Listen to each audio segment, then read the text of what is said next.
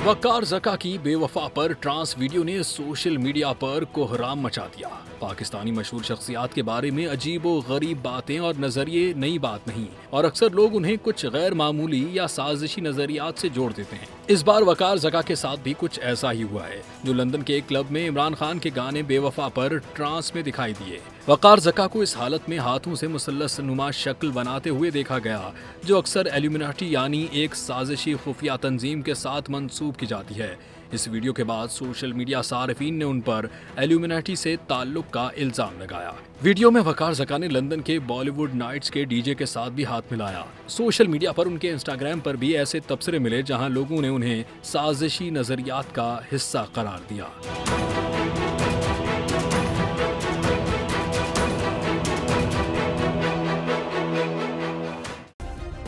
Subscribe करें और bell दबाएं ताकि कोई खबर रह न जाए।